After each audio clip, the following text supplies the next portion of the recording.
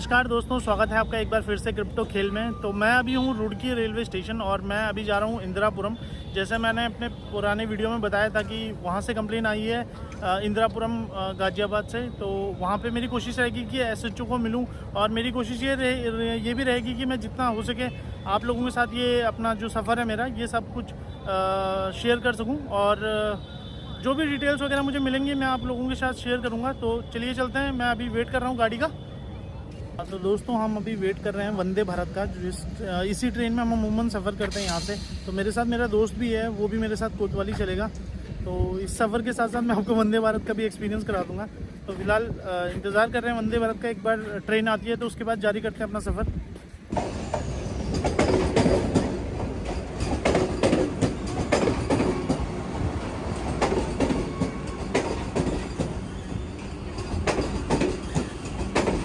तो ट्रेन की रफ्तार बढ़ने के साथ साथ मेरी दिल की धड़कनें भी बहुत तेज़ी से बढ़ रही थी और यकीन मानिए दोस्तों, मैं इस टाइम तक मैं बहुत ज़्यादा डरा हुआ था।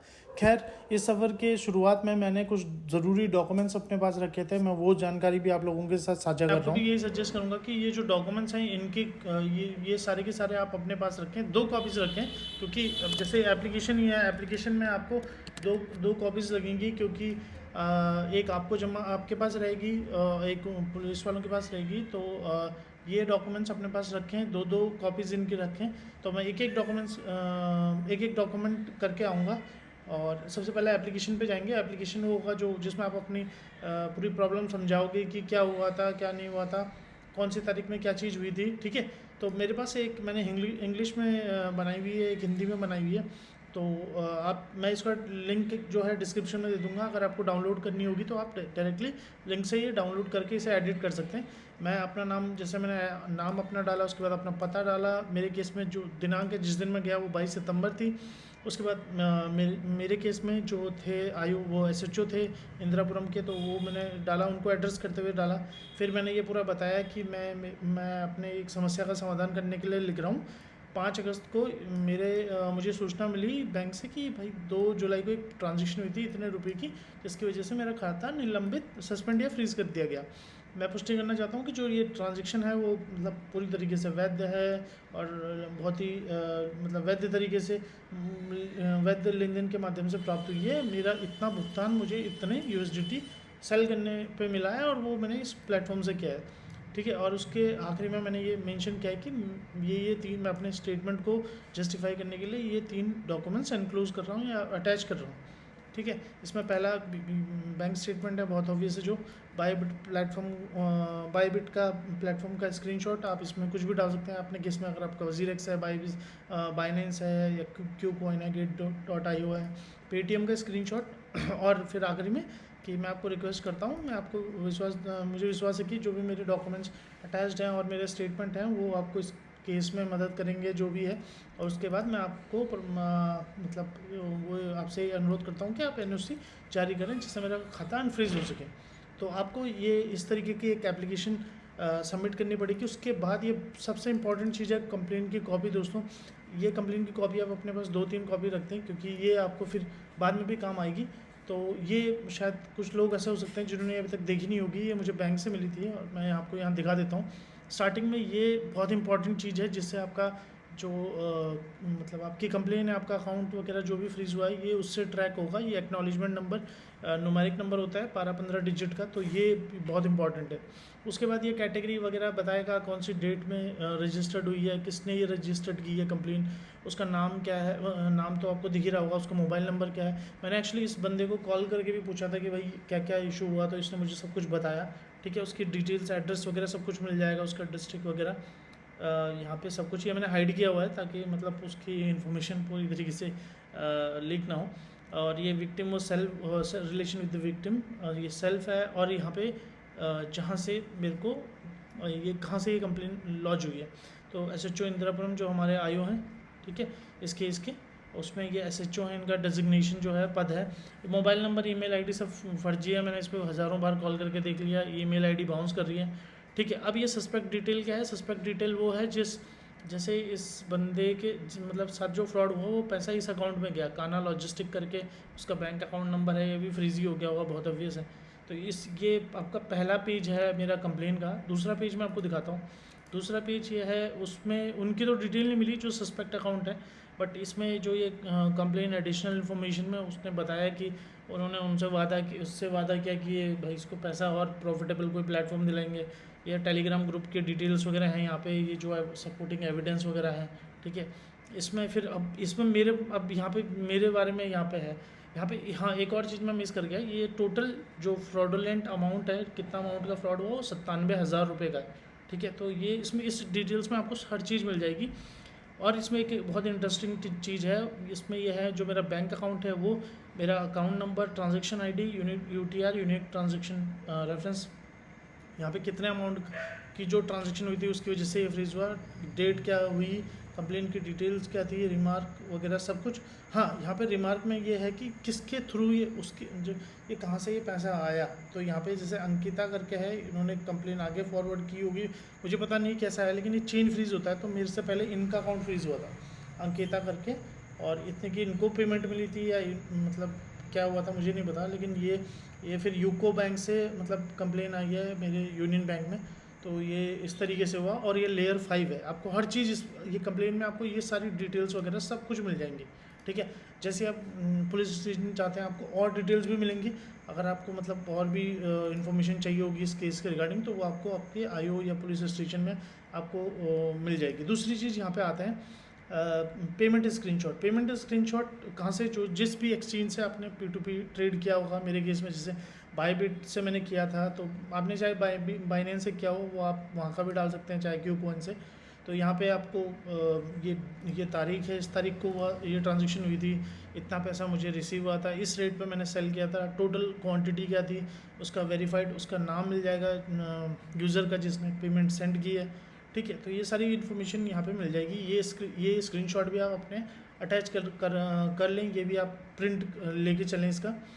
इसके बाद जो तीसरी चीज़ आती है वो है कौन से यूपीआई ऐप में, अगर आपने यूपीआई से लिया है तो यूपीआई ऐप से लिया है तो यूपीआई का आप स्क्रीनशॉट डाल सकते हैं, नहीं तो आप इसको स्किप भी कर सकते हैं अगर आपने आईएमपीएस या कुछ और कोई दूसरे मेथड से पेमेंट लिया। मेरे केस में अभी जैसे मैं यहाँ पे पेटीएम का स्क्रीनशॉट मैंने लगाया, आप यहाँ पे दूसरा भी लगा सकते हैं अगर आपको पेमेंट गूगल पे, फ़ोनपे या किसी दूसरे ऐप से मिला हुआ है।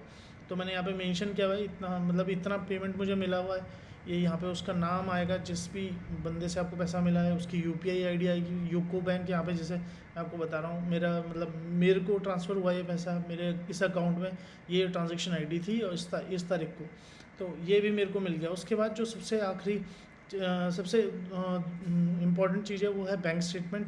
बैंक स्टेटमेंट में ऐसा नहीं है कि आपको 6 महीने की लगानी है, 2 महीने की, आप सिंगल उस दिन की भी बैंक स्टेटमेंट लगा सकते हैं, वो भी कोई इशू नहीं है, ठीक है। मैं तो एक पेज लेके चला गया था, तो वो भी एक्सेप्टेबल है, ऐसे कोई दिक्कत नहीं है। ये मेरा यूनियन बैंक का है, ठीक है। और ये मैंने इस तारीख में मैंने अपना स्टेटमेंट निकाली थी, तो और इस तारीख को 2/7/2023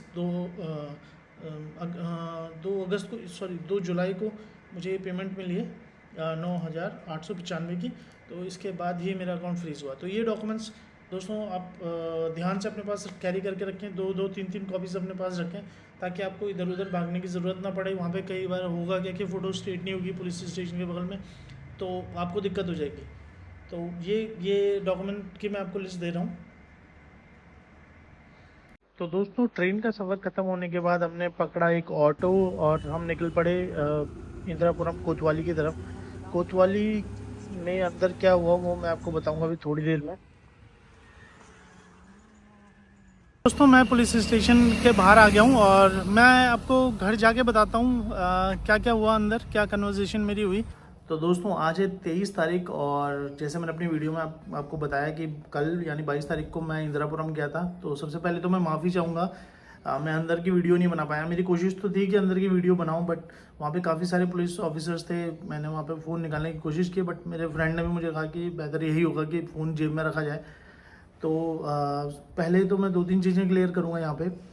दोस्तों मैं बहुत डरा हुआ था, मैं सही बताऊँगा, चाहे मैं वीडियो में बहुत खुश लग रहा था, लेकिन मेरी सही में मतलब हालत बहुत टाइट हो रही थी, क्योंकि एक तो इस तरीके से मैं पहली बार किसी थाने में गया हूँ और कोतवाली में, और मतलब मुझे पता नहीं था कि सही में वहाँ जाके क्या होगा। और वैसे भी दिमाग में मूवीज़ वगैरह में हमने देखा हुआ है यूपी पुलिस का हिसाब किताब, तो वो उससे भी मैं काफ़ी डरा हुआ था। बट वहाँ जाने के बाद मैं काफ़ी कंफर्टेबल हो गया, काफ़ी जब उन लोगों ने मुझसे बात करना शुरू किया तो काफ़ी मतलब मैं थोड़ा रिलैक्स हो गया और मुझे पता चला कि मतलब कोई बहुत बड़ी दिक्कत नहीं है। मतलब ये बहुत कॉमन है उन लोगों के लिए, और उनको आप यकीन मानिए दोस्तों, उनको सब कुछ पता रहता है। मेरे लिए बहुत शॉकिंग था कि उनको सब कुछ ही पता है। मतलब मुझे ऐसा लग रहा था कि उनको क्या ही पता होगा क्रिप्टो का, क्या नहीं पता होगा USDT वगैरह। तो वो चीज़ ऐसी ऐसी नहीं थी, उनको हर चीज़ पता थी। तो मैं अपना एक्सपीरियंस शेयर करूँगा। तो दोस्तों मैं पहले बहुत डरा हुआ था अंदर जाने में, जैसे तैसे मैं पहुँच गया। फ़ोन वगैरह मैंने बंद ही रखा, मैंने सोचा बेहतर रहेगा अंदर ही रखो। अंदर गया, वहाँ पे मैंने सबसे पहले बात की कि SHO कहाँ होंगे। तो वहाँ पे उन्होंने कहा कि SHO, मतलब मेरे को इशारा कर दिया, मैं वहाँ गया। मैं SHO को मैंने बताया कि ये चीज़ है, उन्होंने मेरे को बोला कि आप इनके साथ जाइए। तो वहाँ पे मैं एक अलग से कमरे में गया, अलग डिपार्टमेंट में, जो कि ऑनलाइन फ्रॉड वगैरह का ही पूरा मैनेज करता है। और वहाँ पे मुझे एक और चीज़ पता चली दोस्तों, आपकी जो कंप्लेन आएगी, जिस भी पुलिस स्टेशन से आपकी कंप्लेन आएगी, वहाँ पे एक सेपरेट सेक्शन होगा। तो ये डजेंट मैटर कि आपका आयु कौन है। मेरे केस में मेरा जो आयु था वो SHO इंदिरापुरम गाजियाबाद था, लेकिन जो कि बहुत उच्च पद का अधिकारी होता है। बट वहाँ पे जो मेरा केस मैनेज कर रहा था वो मतलब बहुत बड़े पद का अधिकारी नहीं था, बहुत मतलब मुझे सही रैंक नहीं पता, लेकिन हम मेरे जैसे ही लड़का था वो, तो वो मैनेज कर रहा था, उसको सब कुछ पता था कि क्या चीज़ होती है, कैसे होती है। तो मैं जैसे उसके साथ गया, तो मतलब वहाँ पे भी काफ़ी सारे ऑफिसर्स बैठे हुए थे अंदर उस रूम में भी। तो मैंने उनसे, मतलब उसने कहा कि तो क्या मतलब क्या इशू है। तो मैंने उनको बताया कि भाई ऐसा ऐसा हो गया, मैंने USDT सेल किए थे, ट्रेडिंग की थी, मतलब USDT सेल किए थे 110 टीथर, उसके अगेंस्ट मुझे 9,895 रुपये मिले थे, और उसके बाद मेरा अकाउंट फ्रीज़ हो गया। तो उन्होंने कहा अरे यार, ये ट्रेडिंग के चक्कर में ना आजकल बहुत अकाउंट फ्रीज हो रहे हैं। तो मुझे एक और चीज़ वहाँ से पता चली कि ये कोई मतलब ऐसा नहीं है कि कोई मेरा या आपका अनोखा केस है। वहाँ उन लोगों को, उनके साथ ये उनका रोज़ का ही काम है। इवन मेरे सामने सामने एक का फ़ोन आया था, तो सेम केस की बात हो रही थी। तो वो चीज़ मेरे को वहाँ पे जाके थोड़ा सा मैं रिलैक्स हो गया कि हाँ भाई, इनको पता है, मेरे को यहाँ पे बहुत ज़्यादा एक्सप्लेन करने की ज़रूरत नहीं पड़ेगी। उसके बाद मैंने अपना पूरा केस समझाया। तो दोस्तों वहाँ पे क्या होता है कि आपकी कंप्लेन में एक एक्नॉलेजमेंट नंबर होता है, वो उसको जैसे सिस्टम में डालते हैं, पूरी सब कुछ सारी डिटेल्स आ जाएंगे। तो जैसे आपने मेरी पुरानी वीडियो में देखा होगा, जो मतलब उस बंदे से भी मेरी बात हुई थी जिसने कंप्लेन रजिस्टर की थी कि उसके साथ 97,000 का फ्रॉड हुआ है। बाद में मुझे वहाँ पता चला कि उसके 3 अलग अलग बैंकों से अलग अलग अमाउंट के फ्रॉड हुए हैं, जो कि मतलब अमूमन 2.5 लाख के अराउंड का फिगर था, मुझे एग्जैक्ट फिगर याद नहीं है। तो वो IDFC ICICI बैंक से, और तीसरा एक और कोई बैंक था, उससे हुआ है। वहाँ पे एक और चीज़ मुझे पता चली कि जैसे ही आप जैसे उसने जिसको पैसा भेजा था, काना लॉजिस्टिक करके कोई कंपनी थी, करंट अकाउंट, तो उससे जो वो फंड, जैसे 2.5 लाख का ट्रांसफ़र हुआ फंड, तो वो 2.5 लाख जिन जिन अकाउंट्स में रोटेट होगा उस मतलब तो उनमें चेन फ्रीज लगता ही चला जाएगा। वो 2.5 लाख तक, अगर उससे ऊपर कोई फ्रीज, मतलब 2,60,000 की पेमेंट हुई है, 2.5 लाख से 2,60,000 के बीच में 10,000 का अमाउंट बाद में ट्रांसफ़र हुआ है 2.5 लाख के बाद, तो उस पर नहीं लगेगा। ये भी बड़ा अजीब सी बात है। तो ये चीज़ मुझे वहाँ पता चली। तो उसने मुझे दिखाया कि ये 60 अकाउंट फ्रीज हुए हैं। और मैं सही में, मैंने पहली बार ही वो देखा था। मेरा जो नंबर था वो शायद 41वां नंबर था। तो उसने कहा देखो, ये पैसा जो है वो इतने छोटे अमाउंट में डिस्ट्रीब्यूट हो चुका है, ये नेक्स्ट टू इम्पॉसिबल ही है इसको रिकवर करना। तो उसने फ़ोन करने की कोशिश की मेरे सामने, उसने वो जो वहाँ पे बंदा था उसने फ़ोन किया, और सामने वाले ने फ़ोन नहीं पिक किया, मतलब जो जिसने कंप्लेंट रजिस्टर की थी। तो उसने कहा देखो आप, उसने मुझसे डायरेक्ट 3-4 क्वेश्चन पूछे कि भाई ये आपका अकाउंट कितना यूज़ होता है, इसकी कोई आपको यूज़ है, कितना आपका पैसा फंसा हुआ है। उसने मुझे ये 2-3 क्वेश्चन के बाद सिर्फ एक ही चीज़ बोली कि भाई देखो, ये अकाउंट हो तो जाएगा फ्रीज, वो अनफ्रीज, लेकिन इसमें बहुत टाइम लगेगा, ठीक है। और मैं आपको ये सजेस्ट करूँगा कि अकाउंट भूल जाओ। अगर आपकी EMI नहीं कट रही है, आपके उसमें फंड नहीं है बहुत बड़ा, तो आप ये भूल जाओ। तो मेरे लिए पहली, मतलब मैंने इतने सारे वीडियोस खुद इंटरनेट पे देखे, तो मेरे लिए बड़ा शॉकिंग था कि भाई ऐसे कैसे अकाउंट भूल जाऊँ। लेकिन उन्होंने फिर मुझे समझाया कि देखो, ये अकाउंट में इतनी छोटी छोटी अमाउंट हुई है, उसमें भी एक्चुअली 2 टाइप के फ्रॉड होते हैं। मतलब ऑनलाइन फ्रॉड में भी 2 कैटेगरी होती है। उसमें भी क्या होता है कि एक आदमी खुद से पेमेंट इनिशिएट करता है, ठीक है। जैसे आप किसी गैमलिंग साइट पे हैं, गेमिंग साइट पे हैं, कसिनो साइट पे है, फॉरेक्स ट्रेडिंग कर रहे हैं, मतलब बहुत सारी दूसरी ऐप्स हैं, वहाँ पे आप जाके आपने अपने एंड से कुछ पैसा वहाँ पे डिपॉजिट किया, आपने वहाँ पे गेम वगैरह खेला, उसके बाद क्या हुआ कि उन्होंने आपका अकाउंट क्लोज कर दिया, आपका पैसा फंस गया, आप जाओगे कंप्लेन करोगे कि भाई मेरे साथ ये चीज़ हुई, ठीक है। और एक दूसरे टाइप का होता है जिससे आपके अकाउंट से, समझ लीजिए आपका अकाउंट करंट अकाउंट है, पेमेंट गेटवे से इंटीग्रेट है, आपके अकाउंट से पेमेंट निकल गया या किसी और तरीके से किसी ने फ्रॉड करके वो पैसा निकाल लिया, तो उससे क्या होता है कि आपका जो अकाउंट में पैसा गया है, जो मतलब आपने जिसको इनिशिएट नहीं किया, जो किसी ने आपके धोखे से पैसा निकाल लिया, वो इजीली, क्योंकि वो आरबीआई से इंश्योर्ड होता है, तो वो पैसा आपका इजीली रिकवर हो जाता है बैंक के थ्रू। लेकिन जिन केसेस में जो पैसा बंदे ने खुद इनिशिएट किया है, वो बहुत मुश्किल होता है उसमें पैसा निकालना। तो उसने ये कहा कि ये केस सॉल्व तो मतलब मुश्किल ही है, ये कभी सॉल्व होगा, क्योंकि ऐसा ऐसा सिस्टम है। और अगर वैसे मैं मतलब ये करवा सकता हूँ, उसके 2-3 और अल्टरनेटिव होंगे, मैं खैर उन चीज़ों में गया नहीं क्योंकि वो ऐसा हुआ नहीं, मेरे साथ वो चीज़ हुई नहीं थी, तो मैंने क्यों बोलना था, मेरे अकाउंट में पैसा है, ये है।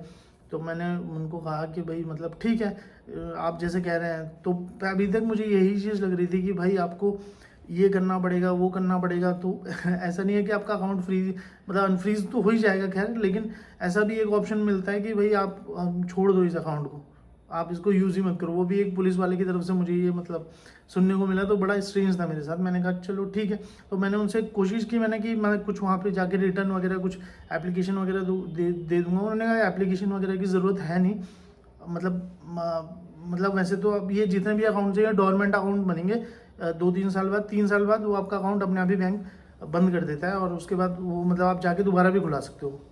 ऐसा मतलब ऐसी मेरी नॉलेज है, मतलब अगर आप लोगों को इसकी ज़्यादा जानकारी है तो आप कमेंट में बता सकते हैं। तो उसने कहा कि आपका अकाउंट बंद हो जाएगा कम्प्लीटली बैंक की तरफ से कुछ सालों में, लेकिन ये अकाउंट अगर खुलना होगा तो हम आपको मतलब बता देंगे, लेकिन ये मतलब उसके चांसेस मतलब 0% भी नहीं है। उसने कहा कि ये क्योंकि ये केस सॉल्व नहीं होने वाला, ना उसको पैसा वापस मिलने वाला है, ना इन लोगों के, ये लोग मुझे कांटेक्ट करने वाले हैं 60 के 60। आप आ गए तो वो अलग बात है। तो मेरे को समझ में आ गया कि भाई ऐसा भी सिस्टम होता है। मैंने वहाँ पे 2-3 चीज़ें और पूछने की कोशिश की कि सर मतलब ये क्यों हो रहा है, तो उन्होंने कहा देखो इसका क्यों मतलब क्यों का कोई रीज़न नहीं है, क्योंकि जिसके साथ फ्रॉड होता है वो आएगा ही, ठीक है। अब फ्रॉड में भी 2 कैटेगरी हैं, जो मतलब, और आपको पता है जो P2P में ट्रेडिंग होगी वो आदमी तो खुद ही अपने एंड से पैसा भेजता है, तो ठीक है। तो हम वो आदमी जब अपने अकाउंट से खुद पैसा भेजता है, एक नेगेटिव न्यूज़ है हम लोगों के लिए, हमारी कम्युनिटी के लिए P2P में, क्योंकि हम लोग खुद ही इनिशिएट करते हैं पेमेंट, तो वो पैसा रिकवर करना बहुत मुश्किल हो जाता है। तो मैं वहाँ गया, बहुत अच्छा एक्सपीरियंस मेरा था। मतलब मैं पहले तो बहुत डरा हुआ था कि ये चीज़ें होंगी, लेकिन ऐसा कुछ नहीं हुआ दोस्तों। बहुत इत्मीनान से सारी चीज़ें निपट गई। मैंने बहुत सारे क्वेश्चंस वहाँ पे पूछे, और भी बहुत सारी चीज़ें थी दोस्तों। मैंने और भी बहुत सारे क्वेश्चन वहाँ पे पूछे। खैर बहुत सारी चीज़ें मेरे अभी दिमाग में नहीं है, लेकिन अगर आपका कोई क्वेश्चन हो, आपकी कुछ स्पेशल क्वेरी हो, तो आप मुझसे पूछ सकते हैं। और हाँ, एक और चीज़ वहाँ पे मेरे साथ भी दोस्तों, वहाँ पे मतलब उन लोगों के पास हज़ारों फ़ोन आता है।